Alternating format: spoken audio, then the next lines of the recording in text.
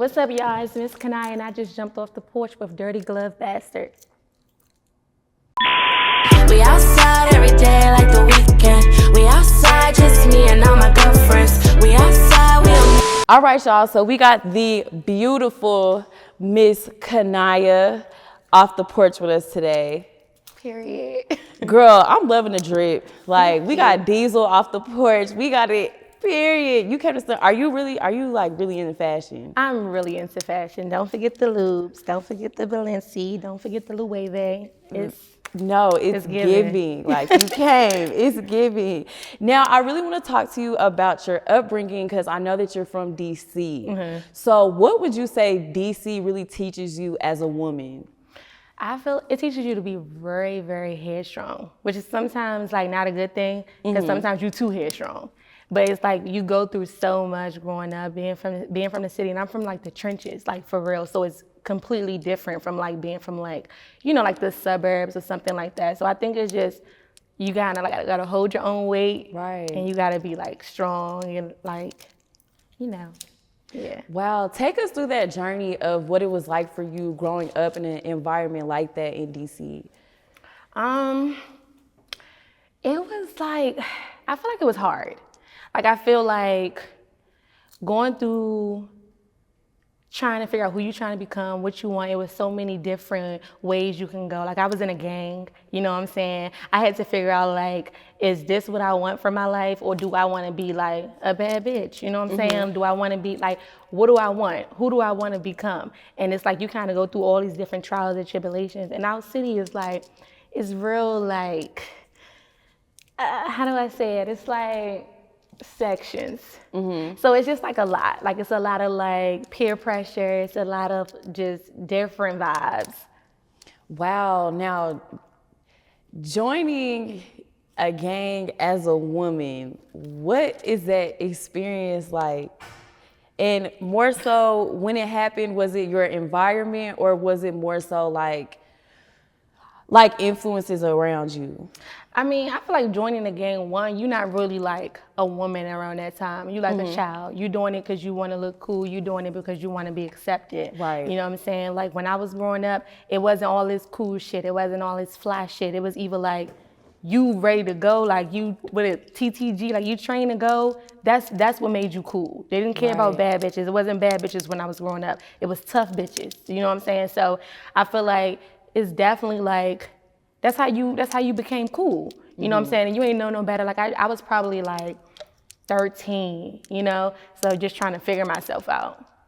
Wow, you jumped off the porch at 13. Girl, I jumped off the porch at like 9, child. Wow. So what would you say were some really crucial life lessons that you had to learn at an early age? I had to learn that like nobody is going to teach you. Well, we're not gonna say nobody, but at a young age, I had to learn like you needed to decide who you want to be, what type of woman you want to be, especially if you don't have like role models, especially if you don't have anyone to look up to or to teach you how to be a woman. Like you got to teach yourself, and going through those trials and tribulations, learning how to deal with men and all these different things, like it's really hard. Well, it was really hard. Would you say that, you know, having to deal with a lot of men growing up and being really headstrong growing up, it's helping you navigate in the music industry right now? Absolutely. Right. I don't let these niggas play with me. Period. At all, okay. Yeah. Now, I do want to ask you, just for like the younger girls, because, you know, in the midst of social media, it's a lot of influences. And I feel like your story, like you probably have some game to tell the younger girls who may have had to, you know, grow up the way that you did. So what advice would you give them as far as like making it out? One, like for the younger girls, I feel like don't be a follower, be a leader. It's so much cooler to be a leader. It's so much cooler to be yourself. Don't be chasing around these little boys. Like, figure out what makes you happy at an early age. It don't matter what it is. It don't have to be money. It could be, you know, whatever you're interested in. But like, just focus on being you. That's it. Right. Now, you know, with the environment that you did grow up in when you were younger, would you say as you got older, it was a lot of unlearning that you had to do? Man, as I got older, it was so much unlearning I had to do. It was like so much unlearning. Like, it was terrible. Really? What would you say was like the biggest thing that you had to unlearn? Um, hmm. I would say the biggest thing that I had to unlearn growing up is like, you're not entitled to anything. Nobody's going to give you anything, and that's family included. So, and nobody's going to make your life easier for you, and that's Right. family included. Right. You know, we talked about unlearning. So now I want to get into how music even came about for you. So let's talk about your journey, how you got started, and what really inspired you. It's so freaking crazy because I literally been doing music since MySpace music thing. Like MySpace music page Since was a thing. MySpace? Literally. But it was like so much controversy back then. Like, so I kind of like deleted my page and all of that. And I feel like Wait, what was the controversy? it was like some hood stuff. Like it was some hood like shit. hood You know what I'm drama. saying? You know, certain shit, cause like I said, it wasn't bad bitches. It was hood bitches back in the day. Yeah. You know what I'm saying? So a lot of the shit I was saying, like, it didn't sit well with a lot of people. So at that time, I was literally, how old was we when we was on MySpace? Like, we were young, from like 12 to probably like, yeah, like 12 to like 14 probably. So I feel like, yeah, like with that, it was a lot of controversy and I stopped. And then, you know, I was figuring myself out. I kind of went the fashion route for a while. And then I just had an epiphany like, okay, like a lot of people like me. A lot of people like, you know what I'm saying, how I look, what I put on, you know what I'm saying? I feel like, damn, let me get them something to really attach me to. Let me attach myself to a brand. Let me attach myself to something for like the people that support me. So it made me, I feel like God give you like, it make everything like full circle. Right. So it just came back, so yeah. Now, when you first started making music, I want to go all the way back to MySpace though. Like, what were you rapping about? Girl, when I was making music for MySpace, I was rapping about hood shit. I was rapping about who ain't from over here, man, who ain't did So that's this. where the drama, That's where the real, drama was that's getting real started. shit. Like, that's Yeah. real shit. It ain't this fake cool shit. You was really rapping about what you've been through. I'm telling you. Wow. And so whenever you were, did music become like therapeutic for you during that time? Like MySpace time? I would say even MySpace time, even till now. I think right now music is very therapeutic for me. It's kind of like my escape. You know what I'm saying? Over the course of time, it's became it's like a passion. It's my passion. You know what I'm saying? So I feel like I can go there, I can escape, I can release. If I'm going through something, you know what I'm saying, regardless of what the situation is, I can go to the studio and kind of just like do my thing and feel a little bit lighter when I leave. What challenges would you say that you faced on your grind, even as an emerging artist, especially coming out of DC though? I feel like just emerging as an artist, the challenges I probably faced were probably like connection. You know what I'm saying? I feel like if you knew where I was from, you would understand what I mean. Like, I'm different. You know what I'm saying? The type of music I make is different. You know what I'm saying? A lot of people from DC, it's like, it's a vibe. It's really about the hood. It's really about that round away. And I've kind of been not that for so long. I'm more like pop. You know what I'm saying? I'm more like pop rap. I'm more like, I want to take this shit to the moon. You know what I'm saying? So it's really hard to connect with the people I grew up with. It's really hard to connect with the industry in DC, even though a lot of people support me and I'm forever appreciative of that, but it's hard to connect with them when I'm not talking to them or they feel like I'm not talking to them when I'm making my music. Right. Now, who would you say, I would say like, what type of impact would you want your music to leave when people listen to it? I feel like I want my music to make I want my music to work for any setting. Like if you heartbroken, I want you to be able to listen to this and feel like empowered. You know what I'm saying? If you're a go-getter, I want empowerment. That's what it is. If you're a go-getter, if you about your money, if you about shitting on niggas or however it go, like I just want you to be empowered by everything that I put out because I'm a very versatile artist. Now, before you started taking your music career really serious, well, right before, What were you doing? I was a fashion stylist. Really? Yeah. Wow. So with fashion styling, did you do that and you kind of thought like, dang, I kind of miss like pursuing music like full time? Well, the styling was before music. So I didn't feel like that, but I feel like I'm still in love with fashion. And that's like, for me, music isn't just music. Music is everything for me because I feel like it can take you so many places. It's branding, it's fashion housing, it's acting, it's so much more than music. And I feel like I'm that girl for that. I'm that girl for all of that. Yeah. I'm loving it. I mean, ooh, I said bitch, but you better talk your shit on this porch, okay? Period. Now, I do want to ask, what would you say is the song that really gave your buzz throughout the city? It's so crazy because I feel like my song that gave me the most buzz was the very first song I put out. And it was a freestyle to Craig Mack, Flava In Your Ear. And it went viral on Twitter. And it was like, I could be like anywhere, like people would know, like, oh, you made that song. This was you. Obviously, I had other records that's done really, really well, but I feel like nothing, and actually when the video and the, you know what I'm saying, the record went viral, that's kind of what made me feel like, oh yeah, this is, it was meant for me to do this. It was meant for me to start back doing this. So I don't feel like nothing has had the impact of that. Other than like my freestyles, I do freestyles a lot, like, and those do really well as well. They get a lot of like recognition, but I think it's probably the freestyle for sure. Now, what would you say your grind has looked like so far? My grind? I feel like my grind is like, it's like tailored to me. It just depends. I feel like everything ain't for everybody. I feel like I take my time when I feel like I need to take my time. I step on them when I feel like I need to step on them. It just depends on how I'm feeling. Like, my grind is tailored to me. So. And do you ever feel any type of pressure when it comes to you being a woman in the industry? Pressure like? As far as pressure like your music, have you ever felt that you needed to rap a certain type of way to grab an audience, you know? It's so crazy because the very first time, like, I dropped my record that I was telling you about, you know what I'm saying, my very first record, like I said, it went viral, whatever.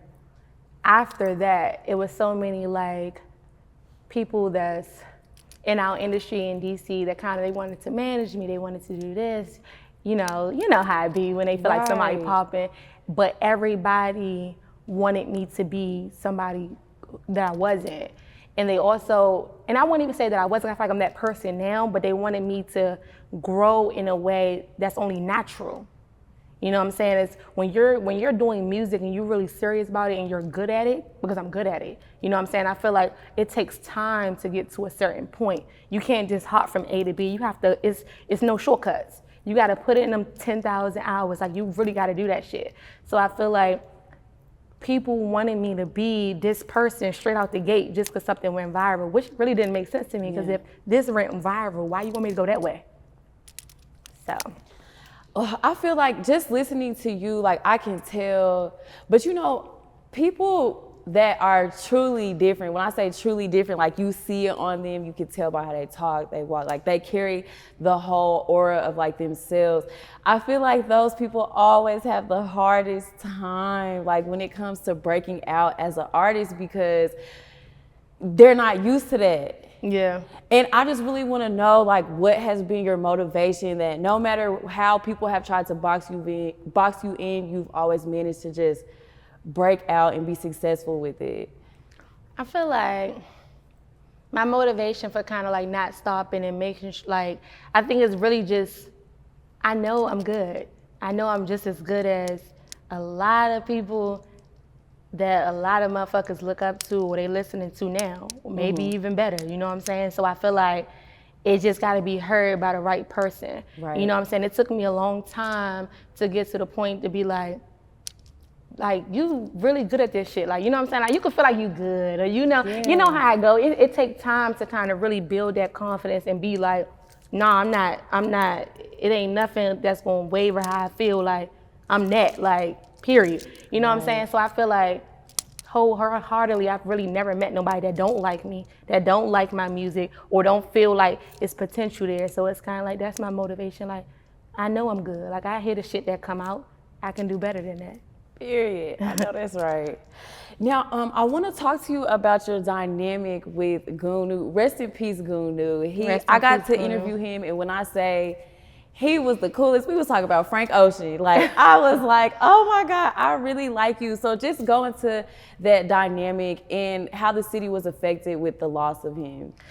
So it's so crazy because he reached out to me probably like, I want to say like 5 years ago. And, you know what I'm saying, we got cool, you know what I'm saying, we was really, really close. Like, we would talk on the phone every day. And I would always just give him, like, words of encouragement because he is, like I was saying earlier, I feel like he was affected by our environment. Like, DC, DMV is treacherous. You know what I'm saying? I used to always just be like, you a star, like, you've been a star, like, move, do this, get out, you know? And he would always be like, I want to, like, I really, really do. But the dynamic was like, we were like best friends, but it was almost like I was his big sister though. Right. Sometimes his mom, but his big sister majority of the time. But his, you know, his passing was very like, I feel like it was hard for everybody because he is one of the few people that really was on their way, that really had real fans, real impact. You know, so it's hard because DC has a really, really small market. Right. You know, so when we lose so many of the good ones, whether it's to jail or to death, it's hard. Yeah. Oh, what type of mindset would you say that you have to not get sucked into the environment and really go chase your dreams in DC? Damn, the mindset you gotta have to really chase your dreams in DC is like, you gotta have a dream. Like, first of all, like, you gotta really have a dream and really want more. Like, you can't get content with what's out there. You can't get content with like our industry or like our nightlife. You gotta really be thinking like years ahead, miles ahead, like, yeah. Man, and for you, like, what did that look like? It was like, I feel like I was alienated. Mm-hmm. You know what I'm saying? Because, like I said, I stepped away from that environment so long ago. And DC is just a certain way. Mm-hmm. You know what I'm saying? You know, like the DMV, we got Rico Nasty. You know what I'm saying? She's obviously different. She had to go through what she went through as well, but it ain't till you pop off from being different that they fuck with you. It's like, if you ain't hood or you ain't doing this or you ain't that, it ain't really no space for you. Right. And you were able to really create that space for yourself and for others. That's so dope, man. That's really dope. 100%. And speaking of DC, Shy Glizzy. Now, I gotta ask, were you ever able to collaborate with him? I actually was able to collaborate with Shy. Let's talk about it. It was a dope opportunity. Mm-hmm. We was in LA. You know, we went to the studio. We cooked up some fire. I think he's so great. I think he's like one of the best that come from our city. And honestly, I'm just waiting for him to drop the record. Like, what the fuck is going on? Oh, I know that's gonna be hard because I got to listen to your music too, and you hard. Thank you. Ooh, tell him quit playing, like drop that right. He need to drop that shit. We gonna drop this shit. Drop that shit, nigga. Stop playing so much. Now, speaking of collaborations, you also got to work with my girls, Miss 1017 Enchanting. We got to talk about that. How were you guys even able to connect with each other? Well, connecting with Enchanting, it kind of went through my PR. His name is Ahmad. Mm-hmm. He connected us, you know, got it so that we can do the feature, do the video and stuff like that, all the logistics. And then she flew out to DC.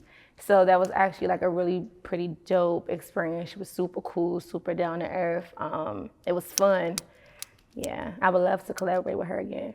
Wow, did you guys get to record like with each other in the studio? No, unfortunately. Mm-hmm. But you know, the video was, I feel like it was good. Now, the rap girlies, y'all are taking over. Like somebody, actually, I forgot who it was, but they was like, I need men to make more hits because the girls, like, y'all got me singing all these songs. Period. But y'all are really taking over. And as a woman that's doing this rap shit, how does it feel for you in this moment? As a woman, like right now, I feel empowered. I feel like women are doing so well right now. I feel like it's more women out right now than it is men that's doing their thing at a like national level. You know what I'm saying? Right. I just feel like unstoppable with so many people that's out before me, that's doing what needs to be done, creating space for me. So I just feel good. Like I feel optimistic. Now, throughout your journey, you've also got to attend the Grammys, like Billboard, all of those things. So talk about how those opportunities even came your way. It's so crazy. It's like the Grammys, the Billboards, all of that stuff. Honestly, being fly. Like literally, like, you know, I live in LA now. So being fly, like, that's like a big thing. Being fly anywhere is a big thing. Because a lot of people like, you know what I'm saying? They might think they fly, but people are attracted to certain things. So I feel like I just was handed a lot of opportunities, and you know, I'm just very appreciative of them. But the Grammys, the Billboards, the BET Awards, damn, where else? Radio, that shit was dope. Dang, like, did you ever imagine yourself being able to just even come across the people that you have and to go to events like these when you were younger? No. Like, this is so crazy. I remember growing up, like, real life Googling how to become famous. Really? At like 9. Didn't even know what that shit meant, because, you know, back then it was so exclusive, but now it's so, like, not exclusive. It's kind of like, damn, I don't even, you know, it's like whatever now. Like, wow. Now, you dropped a single this year titled Outside. So talk to us about that and the inspiration with that song. So my single Outside, I was literally in the house. It was probably May when I wrote it. I wrote it in like 8 minutes. A guy sent me a beat and I was feeling it. It was happy. It was positive. And you know, actually it was right when Glorilla dropped FNF.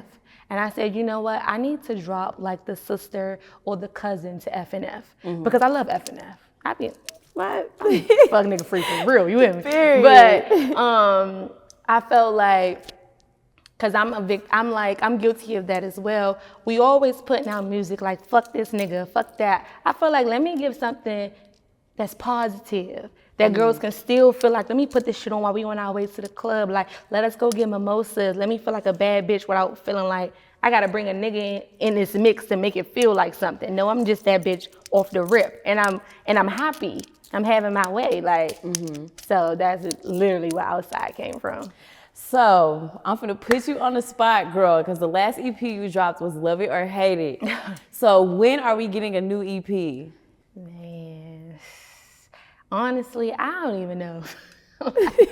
I'm in that mode right now where like I'm just having fun with creating singles, with creating, you know, different shit, just exploring and maximizing my talents. I just want to do singles and videos. And we in an era where like motherfuckers ain't really listening to albums. They not really listening to EPs. I don't, like, you know what I'm saying? That's actually very like we in a true, single type of era. It's like drop that shit, let it catch some heat, put out a visual, and that's it type of vibe. Which is unfortunate because I wouldn't mind doing a project, but it's like I would rather just put my energy and like focus on singles and singles and singles. Yes, I love that. So what's been your inspiration lately as far as creating your singles? My inspiration for creating my singles lately have been like, what are you going to be proud of when you get on? Because I'm going to get on, but what are you going to be proud of when so many people find you, they find your old work, they go and listen to it? Like, how you going to feel when people playing this? Like, how you gonna feel when it's like you hearing it? Like, cause you know, sometimes like when I was first doing music, that shit, like listening to yourself over and over, that shit be like, come on, turn that shit off. Really? You know what I'm saying? Yeah. But now I'm at that point where I'm making music that I'm like, man, turn that shit up. Right. You know what I'm saying? And I feel like that's where it starts. You know what I'm saying? You gotta really know your craft and really believe in yourself and really know this shit is good, to be like, man, turn that shit up. Yeah, so, yeah. Do you feel like you're really kicking down the doors for women like you to come into this industry? Yeah, I feel like I'm definitely kicking down doors for women like me, but I feel like so much women before me has kicked down so many doors. Right. That it's like, let me ice skate through this motherfucker, and then let me create another door. Right. And do you feel like you've ever been taken advantage of, well, as a woman, by the men that are in the industry? Do I feel like I was ever taken advantage of from niggas in the industry? Yeah. No. Like, I would, like, fuck no. And it's because, like, I'm really, like, having my way. Like, I'm really walking circles. Not you pulling out I'm the really, best. like, I'm really her. Like, niggas can't take advantage of me. If anything, I'm taking advantage of niggas. You Like, gotta show the stats, because this was happening. A nigga can't take advantage of me. I got the motion. I got what's going on. With, like, what? It ain't really nothing going on. Like, this time I'm coming. So, girl, it's big bands, big bags, Always. big Kaniyah off the porch with us. Before we wrap up, do you have any last words or any advice for women who are struggling with their confidence when it comes to their music and just them as an artist as a whole? for women that's literally struggling to find like confidence within their music, find your sound. Don't chase a sound that's out. Don't feel like, oh, people don't like that. These motherfuckers like whatever's new. These motherfuckers gonna like you don't know what they're gonna like. So just literally be yourself. Don't feel like you gotta be anybody else or be like someone else to fit in. Do you, like, period. We outside every day like the weekend. We outside, just me and all my girlfriends. We outside.